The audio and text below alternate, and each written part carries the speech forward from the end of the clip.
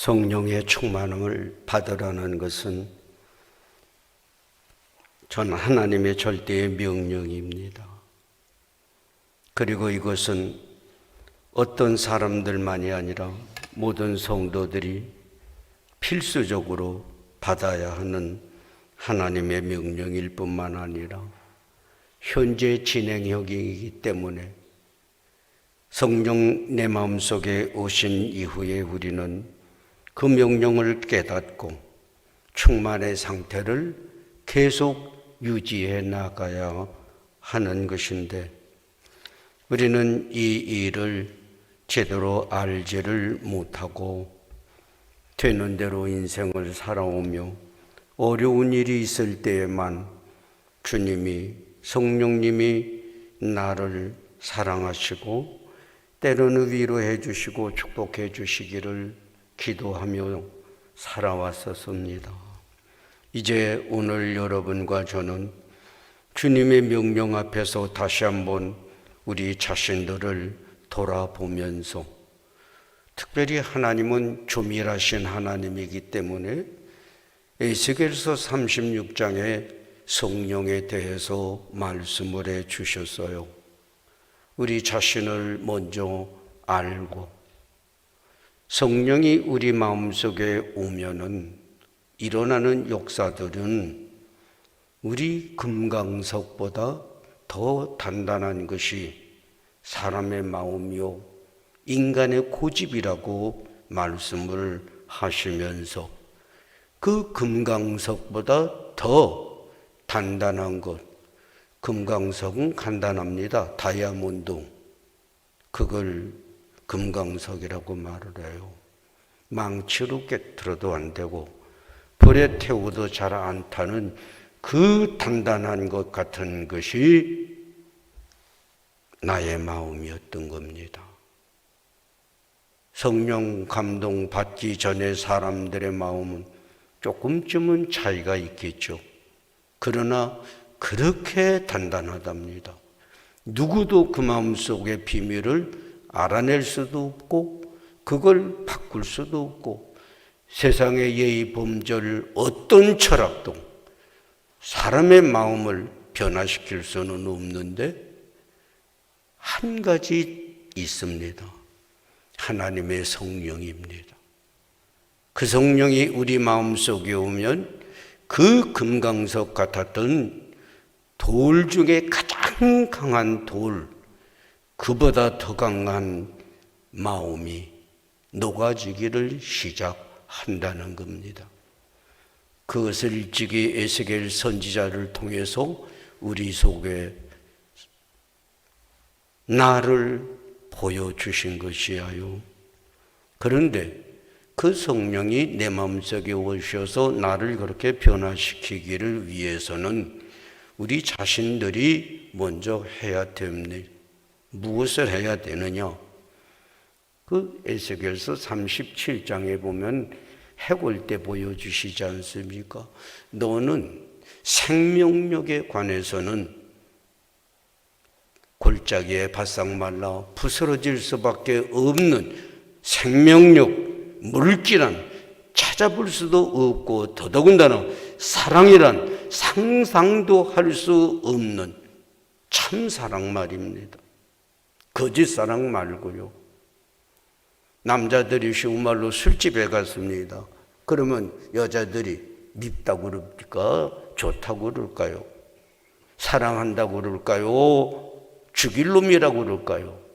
속에는 무슨 마음을 다 감추고도 잘생기셨습니다 사장님, 멋지십니다 사장님, 사랑합니다. 그러면 또 이 바보들이 그러면 그렇지, 그 사랑입니까? 사기입니다. 돈 긁어내려고. 그런데 정말 사랑은 성령이 그 마음을 녹여줬을 때 거기서 나오는 것이고, 그리고 우리가 늘 말하는 대로 그 죄를 깨닫게 하시고 그걸 하나님 앞에 내놓으면 충만의 상태로 점점 가게 돼요. 기도에 대해서도 말씀을 드렸습니다. 사랑으로 해야 된다. 진실로 해야 된다. 겸손한 마음으로 해야 된다. 그게 다 주님의 모습을 닮아가는 것입니다. 제가 우리 최 목사님 위임식할 때 와서 전해드린 말씀은 빌립보서 2장 5절입니다. 너희 안에 이 마음을 품으라. 그리스도의 마음이니 그 그리스도는 하나님과 동등되신 분이 그 모든 것을 포기하고 이 땅에 내려오셔서 인간의 몸을 쓰되, 인간 중에 어떤 인간이냐? 악독한 인간이냐? 아닙니다. 교만한 인간이냐? 아닙니다. 다시 한번 보여드릴까요? 예수님이 이 땅에 오셔서 종이 되셔서 뭐라 그러면 예. 그렇게 한번 해보신 분 누구에게요? 형제들에게, 가족들에게. 그게 성령 받아가는 사람, 예수 닮아가는 사람이 할 수 있는 일이에요. 아무나 못합니다. 그것도 성령 조금 받아가지고는 안 됩니다. 그뿐입니까? 우리 최 목사님 보고 제가 먼저 바닥에 눕고, 목사님도 엎드리세요. 죽으세요. 그런 가능성이 있는 목사님이니까. 예수님이 그 길을 가시지 않았습니까? 예수 닮기 원한다고 우리가 얼마나 외쳤지만 그 길이 가집니까? 죽어집니까?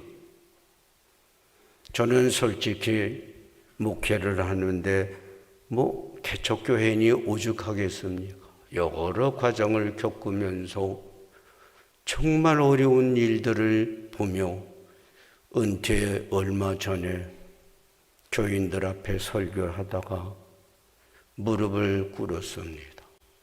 여러분, 저를 용서해 주세요. 하나님의 영광을 위한다고 했지만은 그렇지 못할 때가 있었던 거 용서해 주세요. 하나님은 성도들을 사랑하라고 했지만은 많이 사랑하지 못한 거 솔직히 고백합니다. 용서해 주세요. 주님은요, 죽기까지도 하셨는데 성령 충만의 길은 그 길을 가야 하는데 우리 얼마나 멀리 떨어져 있습니까? 주님 닮기를 원한다고 하면서도. 그런데요, 참 하나님은 얼마나 놀라우신지 우리에게 그 길을 가라고 하시면서 자꾸 거치는 게 있는데 그건 뭐냐? 여전히 죄입니다. 주님 앞에 죄를 다 용서받았다고 아멘 할렐루야를 하면서도 나도 모르게 또 죄를 따라갈 때가 많아요. 목사님들도 유혹을 받을 수 있고 장로님들도 유혹을 받을 수도 있고, 저희 교회에 안수 집사님 투표를 며칠 앞뒀어요. 그런데 갑자기 한 분이 경찰서에 잡혀갔대요. 그래, 왜 그러느냐 그랬더니 어떤 사람들이 그 인도로 가는데 자동차가 와가지고 자기를 치고 허리를 바퀴가 지나갔다고. 야, 이게 얼마나 큰 사고입니까? 입건이 되어 있고. 그런데 이제 당회가 열렸어요. 어떡합니까? 아무개 집사님이 내 머지않은 안수 집사 투표를 앞에 두었는데 지금 경찰서에 입건되어 있고 구치소까지 갔대요. 야, 그거 말할 수 없죠. 그런데 제가 당회원들 보고 그랬습니다. 후보를 삭제하지 마세요. 법원의 판결이 날 때까지 여유가 있으니 삭제하지 말고 우리 기다리십시다. 최종 판결이 난 것이 우리에게 알려지면 그때 삭제하세요. 그런데 내일 투표인데 토요일 날 그분이 나왔어요. 공갈 사기 집단에게 고소를 당해가지고 심지어는 과학적으로 프로세스라는 차가 있다며 자동차 잘 모릅니다. 그게 가슴으로 지나갔으면 뼈가 상하겠느냐 아니겠느냐 과학적인 실험까지 했답니다. 죄가 없다. 토요일 날 나오셨어요. 그런데 본인은 구치소에 갇혀 있으면서 얼마나 고민을 했겠습니까? 교회에 와보니 자기 후보의 이름이 그대로 있어요. 교인들이 죄가 없는 분이었으니 우리 삭제했으면 큰일 날 뻔했다. 감격을 하고 안수 집사님 되고, 용서라는 것은 그의 일평생의 교인들의 사랑, 참아주고 기다려준 교인들의 사랑, 잊을래야 잊을 수가 없는 거죠. 여러분, 성령은 오늘 우리 마음속에서 또 실수하고 또 실수했을지라도 내가 남이 나를 사랑하는 것이요, 또 용서받고 또 용서받고, 그게 성도의 길이요, 용서하고 용서받음이 점점 충만으로 가는 과정인 줄만 아시기를 부탁을 드립니다. 우리의 성령의 충만한 길을 걸어가는 길은 정말 어려운 것인데, 그 성령은 우리 속에서 자꾸만 말합니다. 그래, 너도 인간이지. 엘리야도 성정이 같았다는 말은 실수할 수 있었다는 겁니다. 여러분과 저는 어쩔 수 없이 그렇게 약하게 지음을 받았어요.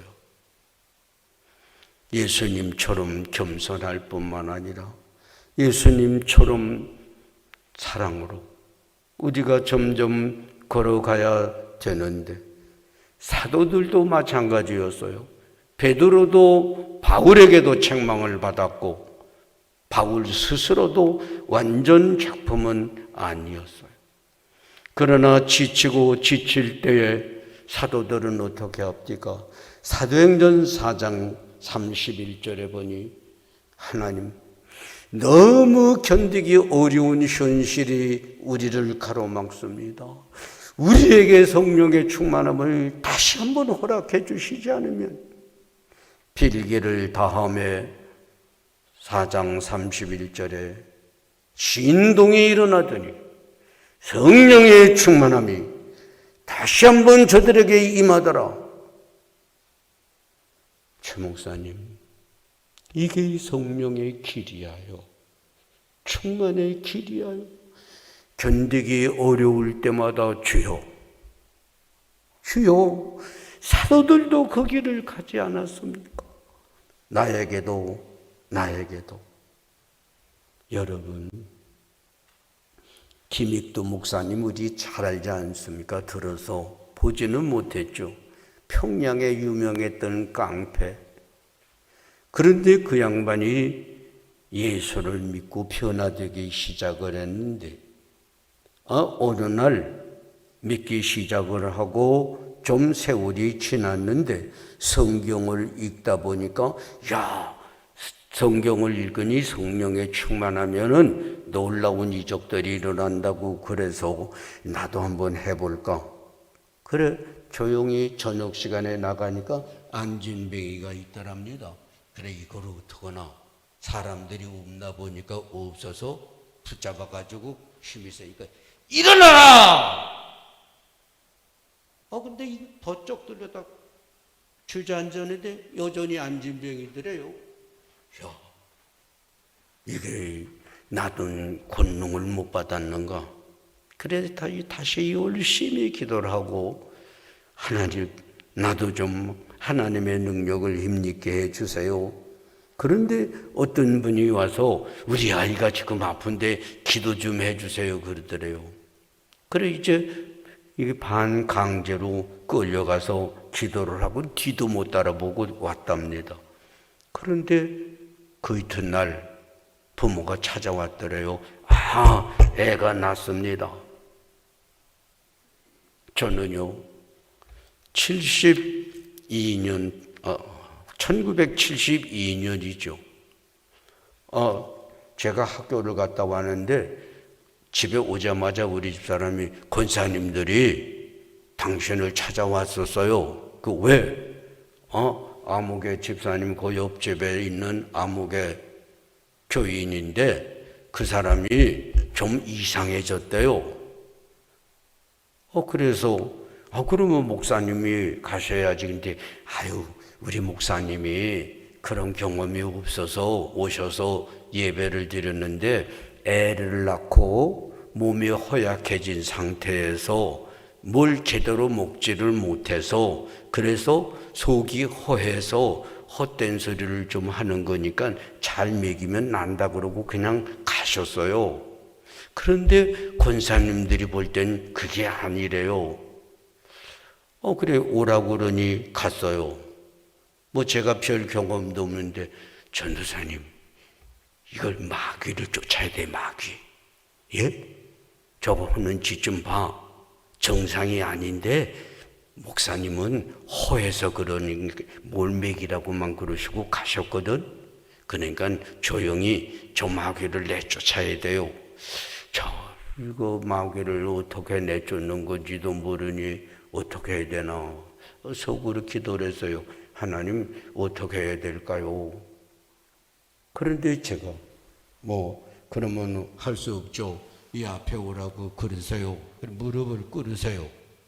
그러니까 저러 쳐다보더니 무릎을 꿇으니까요. 제가 먼저 무릎을 꿇었어요. 이렇게 해요.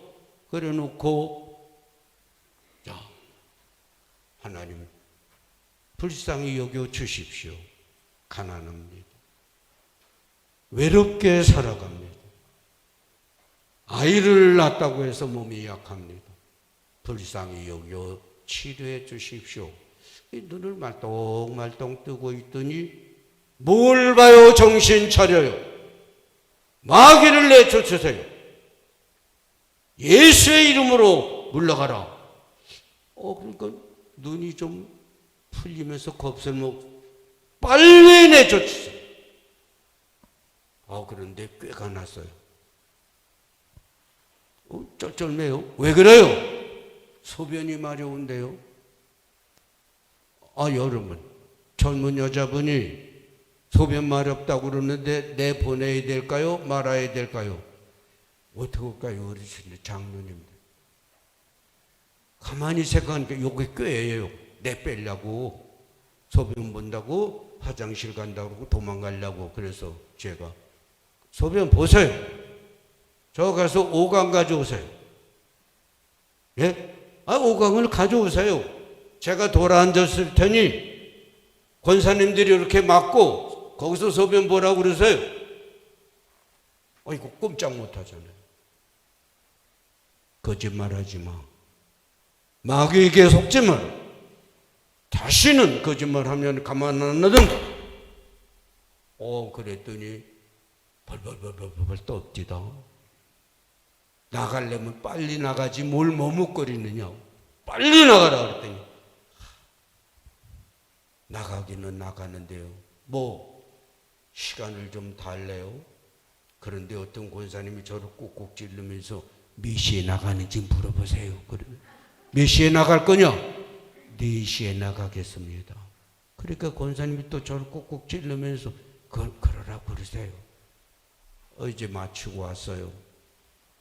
그 다음 날 얘기가 왔습니다. 물러갔대요. 그런데 여러분, 그것으로 무엇이 끝났을까요? 아니에요. 우리 인간 사회도 어려움이 많지만은 사탄의 세계에는 말할 것도 없어요. 3,000마리나 된다는데도 그래, 과거에 나는 마귀를 내쫓았다. 또 주님의 능력을 내가 확신한다. 이제 교인들 보고 금식을 하고 가요. 우리의 경건으로, 우리의 능력으로 마귀가 물러갈 줄 알았더니 안 된다고 말씀드렸죠. 할 수 없다. 이제는 주님께 맡기는 수밖에 없다.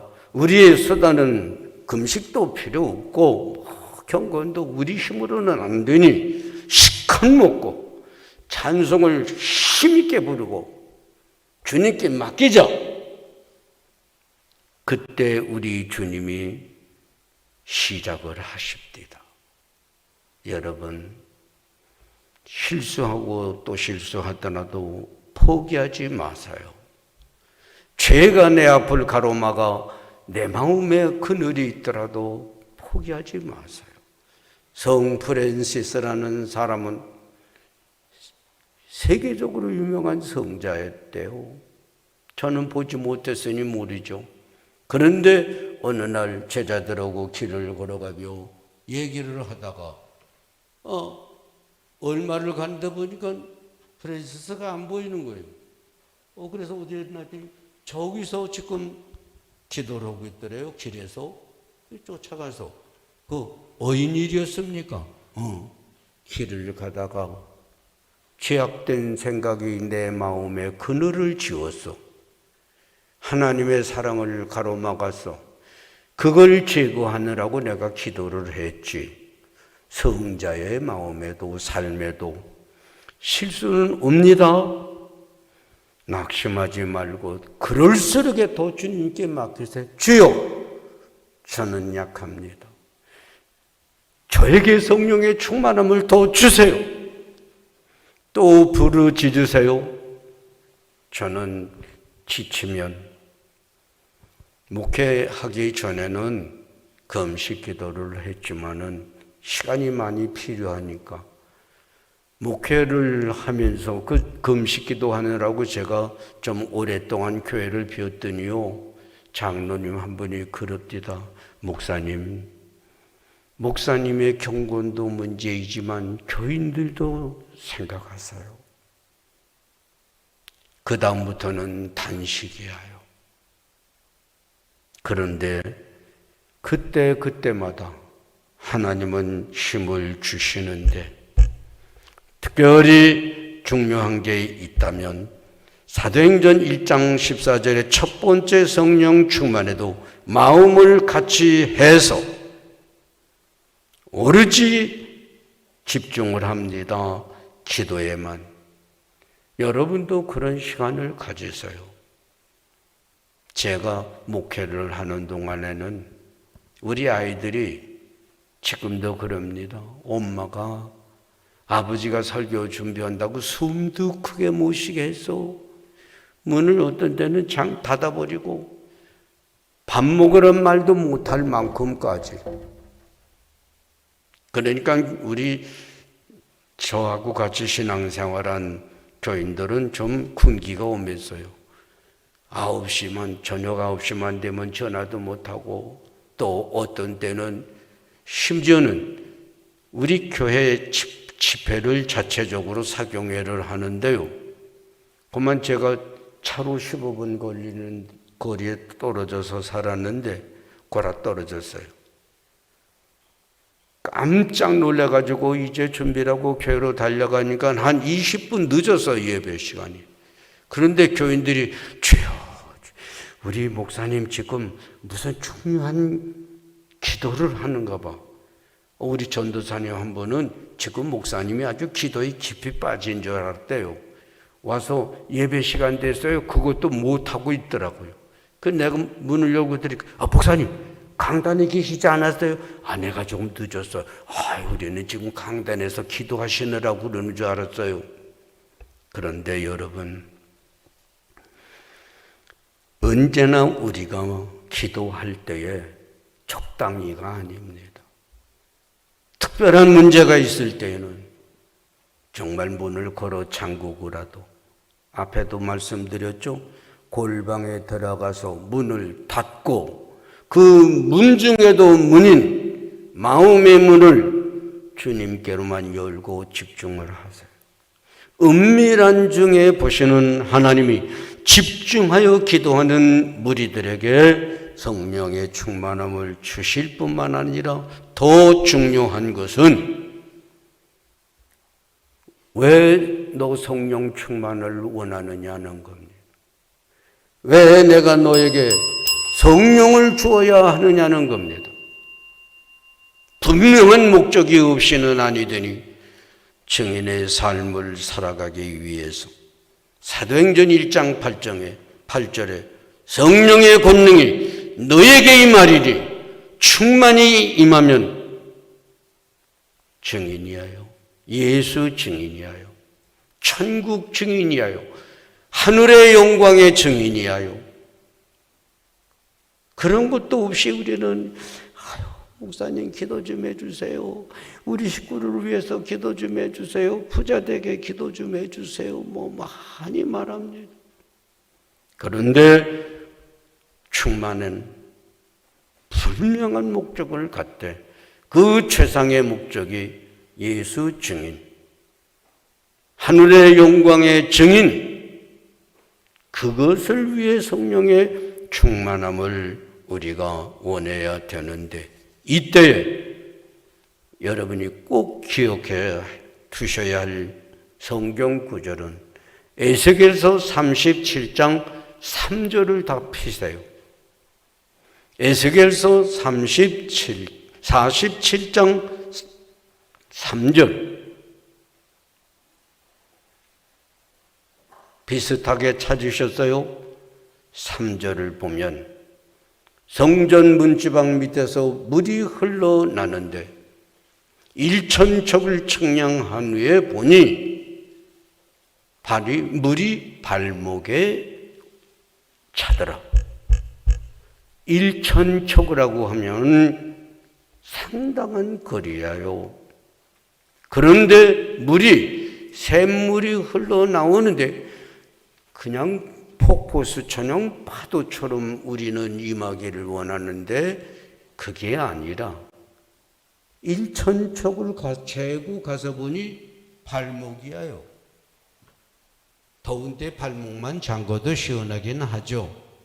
그러나 그것은 내 마음속의 성령이 그 정도를 가지고는 완전히 변화되고 큰 일을 못하는 겁니다.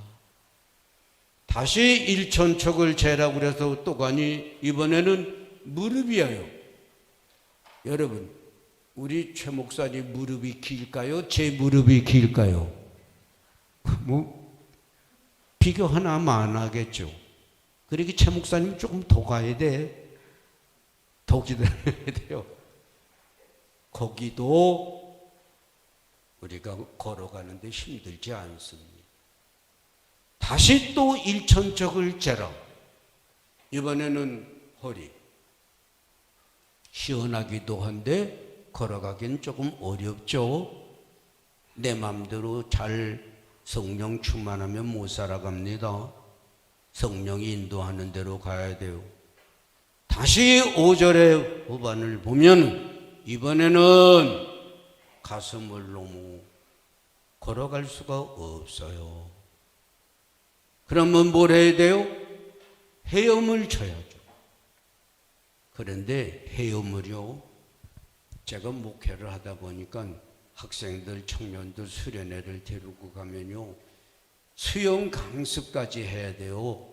가르쳐줘야 돼요.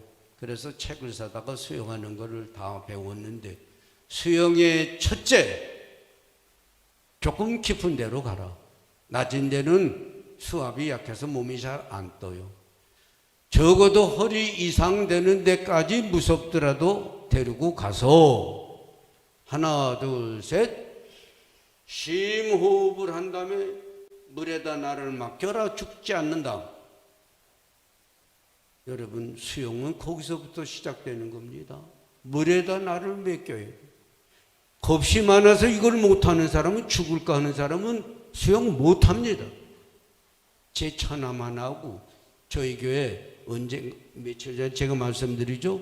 어디 갔다 온다고 전화했는데 그 여자아이 있다고 그랬던 사람이 좀 성질이 괴팍하고 고집이 있어요. 또 체격도 좀 크고, 어느 날 우리 처남하고 둘이서 목사님 어디 좋은 데가 있으니까 제천에 물가같이 좋은 데가 있으니까 좀 가십시다. 애들도 데리고 가서 며칠 있는데 요번에 목적은 수영을 가르쳐 주시는 겁니다. 그래 갔어요. 그래서 이제 조금 깊은 데 가서 하나 둘 셋 들어 넣으세요. 못 들어 넣어요. 그러면 엎드리세요. 손을 쭉 뻗고. 못해요. 겁이 많아서. 그냥 배운다고 그러는 게 자갈반만 뒤지고 몸을 맡기지 않으니까요. 자갈반만 뒤지고 막 둘이서 못하겠대요. 여러분도 성령 충만 똑같습니다. 성령님께 완전히 자기를 맡겨야 돼요. 그것이 에스겔서 47장의 비유입니다. 내 재산, 내 명예, 내 생명, 모든 것 주님께 맡기면 그때부터 헤엄이 시작되듯이 하나님의 신령한 세계의 축복을 맛보실 줄로 믿으세요. 이제 며칠 됐으니까 이제 손 좀 드세요. 나의 성령의 충만함은 발목 상태다. 손 드세요. 예, 깊은 데로 가세요. 발목 한 사람. 나의 신앙 성령의 정도는 무릎이다. 손 들어보세요.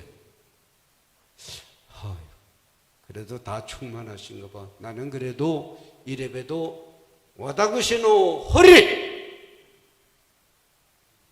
손 들어보세요. 그러면 나는 충만의 상태가 돼서 성령의 바다에서 헤엄을 치고 있다. 내게 강 같은 평화, 내게 바다 같은 산. 성령의 실체 자기 상태는 발목도 안 되면서 무슨 바다가. 그런데 감격을 해서 그 노래를 부르고 성령이여 충만하게 해주십시오. 나도 성령으로.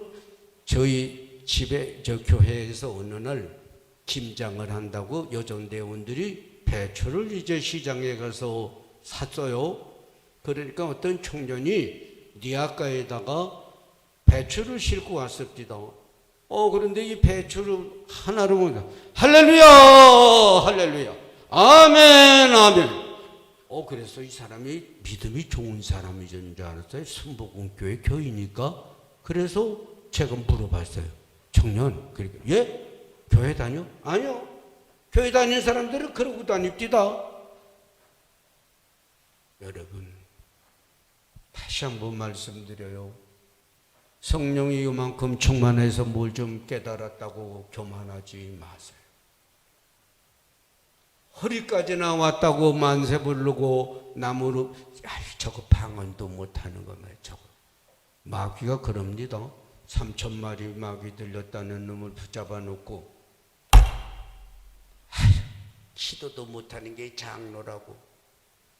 권사님이라고 또 우리 공주포 권사님 한 분 있었어. 아유 목사님 고생 많이 하셨는데요. 이거라도 잡수고 왔어요. 바카스 사가지고 왔어요. 그러고 가는데 마귀가 수백이 따라가는 겁니다. 너 같은 거는 자신 있다고 수백이 따라갔는데 집에 가니까 온몸이 가렵기 시작을 하는데 샤워를 해도 소용없고 뭘 발라도 소용없고. 왜 그래요?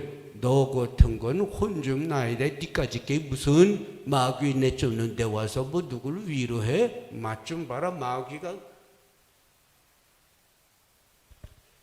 가장 중요한 것은 주님께 맡겼다는 말은 나의 고집이, 나의 도도함이, 나의 교만함이 꺾어졌다 그 소리입니다. 세상의 명예를 탐하던 사람들 앞에서 칭찬 듣는 거 꺾어지고 재물의 욕심 꺾어지고. 여러분 꼭 부탁을 드립니다. 수용을 하십시다. 성령의 바다에서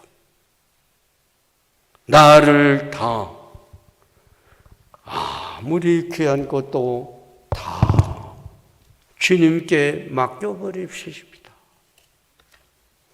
오늘 제가 한 가지 월요일 날마다 영락교회에서 목회자들을 위한 세미나를 했습니다. 유명하다는 목사님들을 초청을 하는데 영락교회가 책임을 져요. 사례를. 그래서 월요일마다 그게 한 달에 한 번은 있을 수도 있고 두 번 있을 수도 있는데 한 번 제가 갔어요. 그날은 강사가 영락교회 담임 목사이신 박조준 목사님이 나오셨습니다. 뭐 이런 저런 강의를 많이 하시되 목회 문제가 중요하니까 한경직 목사님이 저에게 교회를 인계해 주실 때에 출석교인 2만 명이었습니다. 그 후에 제가 이제 바톤을 받고 목회하는데 정말 주일날이면은 너무 제 몸이 쑤시고 아파서 우리 집 사람이 주물러 주지 않으면 잠을 못 잘 만큼 고단한 세월을 보냈습니다. 지금은 출석교인이 6만 명입니다. 그런 말씀을 하셨어요. 그러니 목사님들이 참 감동을 받죠. 그런데 그 목사님이 이 얘기를 하나 했어요. 뭔고 하니 그 테이프입니다. 녹음 테이프. 자기 교회 재정 장로님이 암이 왔어요. 돈도 많으시고 그런데 이거 병원에 가니 그때는 암을 잘 치료를 못할 때니까 큰 걱정을 하는데 누가 걱정하지 말고 선복음교회 목사님한테 부탁을 하면 기도를 해주시면 안 낫는 암이 없다고 뭐 야단을 하니까 권사님이 어떻게 해서든지 목사님을 모셔서라도 우리 장로님을 살려드려야지. 그리고 어떻게 해가지고 목사님이 오셨는데 암이 나면 얼마를 주실 겁니까? 헌금을. 그래서 준비할 수 있는 돈 2억을 준비할 수 있으면 그러면 2억을 주되 첫 번째 직구 마련할 수 있는 돈을 먼저 주시고 나으면 이제 과정을 따라 더 주십시오. 예, 7천만 원을 우선 드렸답니다. 그러고 유명한 세계적인 목사님이 오셨으니까 그걸 녹음을 다 했어요. 뭐 기도도 하고. 그런데 며칠 있다가 장로님 며칠 후 요단강 건너가 만나리. 그러니까 권사님이 안다더니 돈까지 드렸는데 그러면 그 2억 드릴 거를 7천만 원만 드렸거든요. 그 잔금을 드려야 될까요? 1억 3천. 그 말이 박조준 목사님한테 테이프랑 가져가서 말씀을, 영락교회 예배 시간에 목사님이 이걸 보세요. 현실의 성령입니다. 안수기도 하는데 몇 시간 걸릴까요? 땀이 날까요? 옷이 젖을까요? 2억에서 7천만 원은 이미 가고,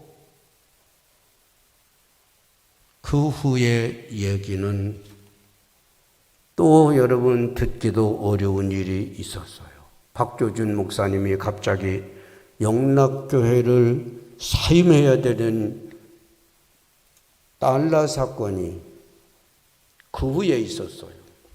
너 6만 교인 중 앞에서 나를 망신시켰지? 너도 한번 당해봐. 교회를 사임해야 했었던 일이 있는데, 여러분은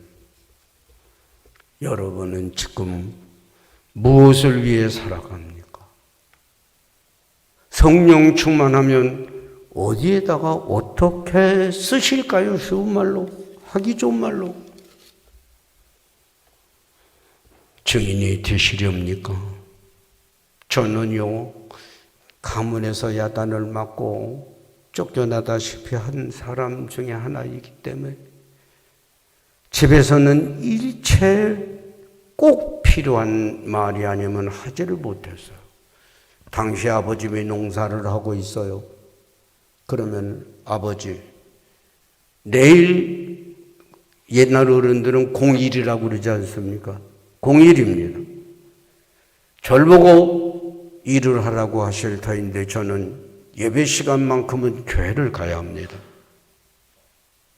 그러니 미리 알려주시면 토요일 날이라도 해놓을 걸 하는데 하루는 잡혀갔습니다. 야, 오늘은 교회 가지 마라. 뭐를 내는 날인데 너네 가서 서래로 서래제를 석석 속아 이제 끌고 다니지 않습니까? 그래서 이제 다음은 저런 귀퉁이는 안 돼요. 그러면 그걸 삽으로 파든지 꽃갱이로 찍어서 파서 같이 물을 내야 되잖아요. 그러니까 너 어디 논에 가서 그거 마무리 짓는 일을 네가 해라. 그런데 우리 아버님이 이제 어머님하고 저쪽 논에서 일을 하셔야 뭐를 찐다고 그러죠? 이걸 하고 계신데 제가 이제 일을 하다가 보니까 초종을 쳐요. 띵동 띵동 빨리 와라 빨리 와라. 야, 속에서 불이 나는데 이거 추위를 범할 수도 없고, 그래서 할 수 없이 일하던 삽을 눈에다 확 박고 흰색 잠바 같은 걸 입었었는데 이걸 벗어서 삽 뒤집어 씌고 달려갔어요. 권사님 댁에 가서 아무 옷이나 옷들이 하나 주세요. 예배는 드려야 되지 않습니까? 그래서 이제 찬양 성가대를 또 하라고 그래서 뭐 못하나 어쩌나 시골교회는 다 하잖아요. 이제 성가를 하려고 일어났는데 누가 문을 통통통통 두들겨요. 그 내다 보니까 조그만 아이가 선생님 누가 저기서 불러요. 이야, 들켰구나. 나가니까 아버님이 곡괭이를 들고 섰어요. 와라. 맞아 죽을 거냐? 아니면은 논으로 갈 거냐? 이놈아! 속일 게 없어서 아버지를 속이고 허수아비를 논에다 만들어 놓고 넌 여기와 있어? 멀리서 보니까 있더래요. 하연이. 근데 자꾸 보는데 이놈이 움직이질 않더래요. 그래서 화가 나서 보니까 허수아비 만들어 놓은 곳인 줄 알았어요. 일부러 아버지는 삽을 팍 찍어 놓고 거기다 옷을 씌워놨으니까 그것 때문에 더 분이 나신 거예요. 맞아 죽을래? 논으로 갈래? 뭐라고 그래야 될까요? 제가 그랬어요. 아버지, 5분만 참아주세요. 제가요, 지금 성가대회 하려고 일어서는데 들어가서 성가를 마친 다음에 갈게요. 5분이야 참아야 되잖아요. 아버지가 곡괭이 땅에다 확 찍고 가십니다. 가서 일을 하면서 울면서 했을까요? 릴리리아를 하면서 했을까요? 여러분, 그렇게 믿은 예수, 어느 날 교인이 유목사님 가족 중에서 교회를 나오는 사람을 꼽았대요. 몇 명일까요? 43명이더래. 곡괭이에 맞아 죽을 뻔한 건 그건 이유도 아니었어요. 그러나 주님, 주일은 지켜야 돼. 예배는 드려야 되고, 곡괭이에 맞아 죽는 한이 있더라도 조금 참아달라고 하니까 아버지는 돌아가시기 전에 예수 믿겠다고 그러시고, 어느 날 교회가 없어서 남의 집에서 요쪽 방엔 남자, 요쪽 방에는 여자, 저는 가운데 사각개 짝을 놓고 찬송을 부르며 예배를 드렸는데 가만히 보니까 우리 어머님이 거기 앉아 계세요. 얼마나 눈물이 쏟아져 나가는데 교인들 앞에서 자꾸 울 수도 없고 속으로 눈물이 흘러갑니다. 주여, 이런 날이 온다는 것은 전 상상도 못했고 그 어머니를 세례를 베푸는 날 저는 얼마나 울었는지 몰라요. 성령 충만 원하십니까? 왜요? 그 성령에게 무엇을 하실 겁니까? 그 성령이 시키는 대로 무엇을 하실 겁니까? 충만은 자기 자랑하는 거 아닙니다. 죄송하지만 한국교회 성령 충만하다는 교회들은 다 부자가 됐습니다. 성령은 그게 아니에요. 돈이 아니에요. 나의 명예도 아니에요. 예수님이에요. 나를 사랑하는 자들이 나의 사랑을 입으며 나를 간절히 찾는 자가 나를 만날 것이니라. 잠언 8장 17절. 로마서 8장 28절을 보세요. 하나님을 사랑하는 자, 그 뜻대로 부르심을 입은 자들에게는 모든 것이 합력하여 선을 이루는 데 선 중에 최대의 선이 사람의 영혼의 구원이고 하늘의 영광을 얻도록 가르쳐 드리는 게 축복 중에 제일 큰 축복인 줄만 믿으세요. 제가 그랬죠. 어떤 여자분이 암이 났다고 전화가 왔어요. 목사님, 오늘 시간이 있으시면 뷔페 좀 가십시오. 어느 뷔페로 몇 시에 오세요? 닫으세요. 저는 뷔페 얻어먹을 자격이 아닙니다. 또 어디로 오세요? 10년을 졸랐는데 안 가니까 봉투를 하나 마련해 왔습니다. 목사님, 이거를 목사님이 받으셔가지고 교회에다 헌금을 하시더라도 그런데 놓고 가는데 5만 원이야. 그래도 그거 누구 거예요? 하나님 거죠. 여러분, 어떤 분이 또 뭐 좀 다 몰라요. 한복을 한 벌 해왔다는데 어떻게 했는지는 전 모르겠어요. 재본 일이 없으니까. 그런데 한복을 해왔는데 우리 집사람이 여보, 그 정성을 생각해서라도 한 번이라도 입고 강단에 올라가는데 그 한복이 복잡합디다. 뭐 바지 저고리에다가 조끼에다가 또 마구자에다 두루마기까지 입는데 야, 거추장스럽기도 하고 이 못난 놈이 그거 둘렀다고 뭐 달라지겠는가? 그걸 입고 버스를 타려고 그러는 게 또 이게 두 번인가 입었는데 제 체질에는 안 맞습니다. 솔직히 말씀드려요. 저는 저희 교회에서 새벽 예배 드릴 때 잠바 입고 왜요? 오랫동안 기도하려면 신사복고 춥기도 하고 금요일 날도 우리 최 목사님도 우리 교회 같이 봉사를 했으니까 알지만은 그저 신사복 비슷한 거 작업복 같은 거 그거 입고 해야 오래 하고 마음대로 활동을 하죠. 넥타이 맸다고 넥타이에서 돈 나옵니까? 명예 나옵니까? 여기는 손님으로 왔으니까 어쩔 수가 없죠. 제일 중요한 것은 충만으로 가시렵니까? 나의 영적인 성령의 깊이는 얼마나 될까요? 허리까지입니까? 조금만 더 가면 헤엄칠 수 있으니 죽어지세요. 물에다 나를 맡기듯 성령이 감동을 주신 대로 생명 내놓으라면 최 목사님 예수님처럼 죽어야 된다면 내놔야죠. 우리 개가요 며칠 전에 조그만 걸 위층에 딸이 같이 살면서 그 개를 기르는데 그 난간에 올라서서 그 밑을 내려다보고 고양이 오고 싸워요. 짖고 그러다 이놈이 미끄러졌어요. 그리고 어떻게 되겠어요? 난간에 끈을 매가지고 이제 다 마침 사위가 집에 오니까 뭐 매달려서 보니까 개예요.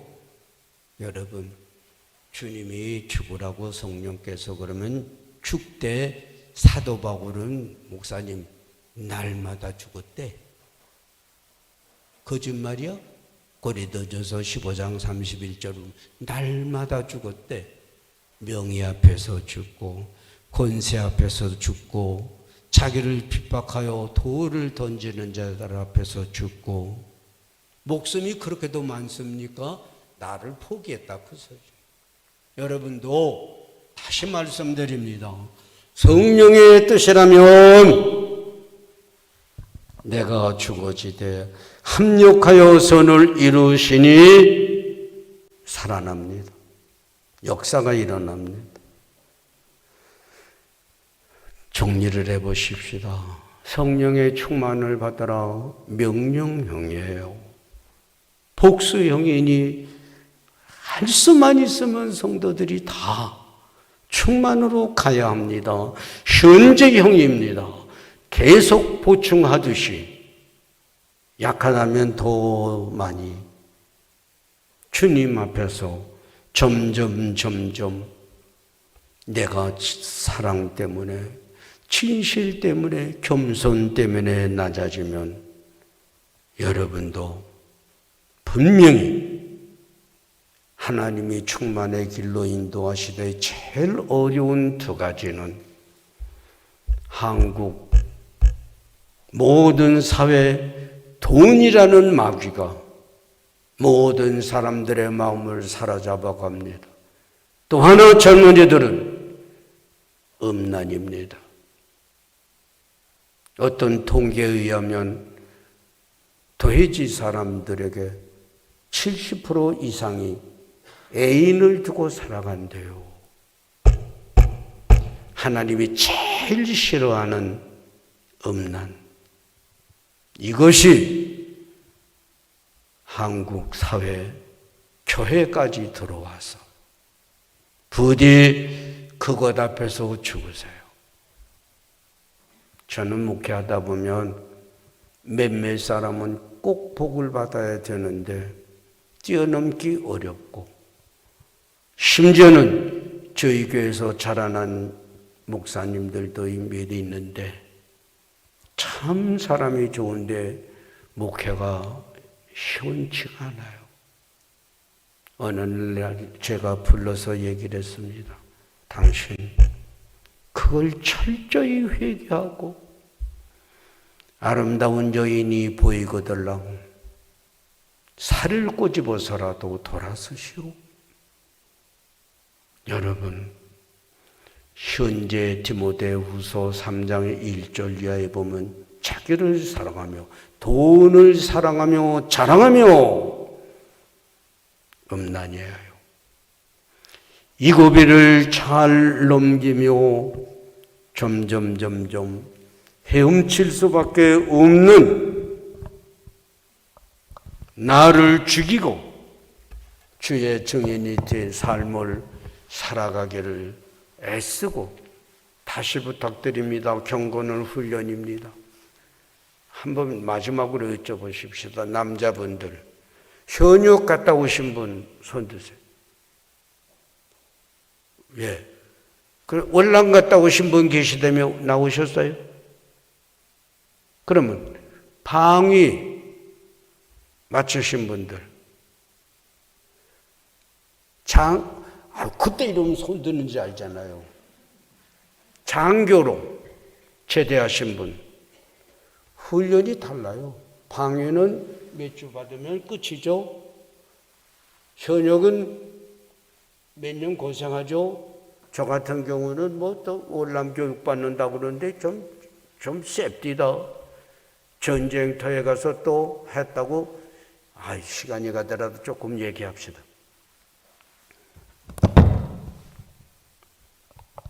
저는 군대 생활을 할 때 월남, 그 다음에 여기 들어와서, 그 다음에 저 지피 철책선 안에, 그 다음에 해안경비대 제3초소, 1초소, 2초소는 한국군이 다 철수해서 없어요. 북한에서 이걸 하도 잘라가서. 제가 들어가는데 11명이 제3분총, 저 지금 통일전망대 있죠, 고성 그쪽에. 거기 근무를 하는데 막상 하나 비어 있어요. 9명을 인민군들이 더블백에다 목을 절단기를 가져와서 잘라간 자리, 건물이 그냥 있어요. 국가재산이라고. 그 옆에 새로 방가를 짓고 근무를 하는데 낮에는 대개 잡니다. 밤에 이제 7시서부터 새벽까지 바닷가를 왔다 갔다 지켜야 돼요. 이게 하루 이틀이죠. 그래 이제 교대로 나가는데 대개 이제 방송 듣고 뭐 바둑 두고 그러다 한번 나가서 보고, 그런데 두 사람이 보초를 나가다 큰일 났대요. 그 뭔 큰일이냐니까. 간첩선이 들어왔대요. 자, 이거는 확인하러 가야 되는데, 하사관학교 그거 6개월인가 훈련받고 온 사람 하나, 그 다음에 병장 하나, 그 다음에 제가 두 번째 고참이고, 그런데 그러면 누가 가서 확인할 거냐? 예? 간첩선에 간첩이 있는지 어디로 갔는지 누가 가야 될까요? 서로 쳐다봐요. 하사는 벌벌벌 떨고 있고. 그런데도 유병장 전쟁터에 갔다 왔잖아. 가야 될까요? 말아야 될까요? 그래, 내가 가마. 하나 누가 따라올 거야. 한 사람을 데리고 가만히 갑니다. 간첩선이 저만 지는데 이제 엎드려서 총을 완전 장전해서 겨갑니다. 근데 이제 요만치 왔어요. 땅! 총소리가 나는데요. 진짜 보니까 나도 괜찮고 옆에 있는 사람도 괜찮고, 야 괜찮으냐? 네. 이게 어디서 났지? 후라시를 꺼내서 초소에다가 깜빡 하니까 그쪽에서 깜빡 그래요. 저는 인민군이 우리 여기 나온 거 알고 돌아서서 막사로 들어간 줄 알았어요. 거긴 지금 7명이 있는데. 그러니까 배를 보니까 큰 목선이 절반 잘려가지고 물에 떠내려온 거예요. 사람은 못 타고 온 거예요. 그래서 한숨을 쉬는데 문제는 총소리가 났으니까 달려갔어요. 그랬더니 병장 하나가, 한 사람이 1등병인데 총깨머리로 막 때리고 야단이 났어요. 난 그게 인민군인가 이게 뭔가 그랬더니 죄송하지만 충청도 사람인데 애를 둘이나 낳고 늦게 군에를 왔어요. 그런데 조금 동작이 또 식당에 식사를 하고 그랬는데 둘이서 보초를 쓰고 이제 저기서 보니까 유병장이 살살 이렇게 겨가더니 들여다보고 있는 것까지 봤는데 병장이 잘 안 보이니까 요 안감 요렇게 내다보다가 이제 좀 자세 보려고 버떡 일어섰대요. 그런데 그 조금 어집은 병장이 저 병사가 1등 병인데 멋있어 올라오니까 그냥 쏴버렸어. 이 총탄이 요 뒤로 지나가는데요. 쌩 하는데 먼지가 확 나면서 쓰러져 버렸어요. 인민군에서 온 줄 알았대요. 그 맞은 총 맞을 뻔한 사람은. 그러다 보니까 바보가 옆에서 벌벌벌벌 떠오르고 있더니 야 이놈 새끼 내가 인민군이는 죽어라.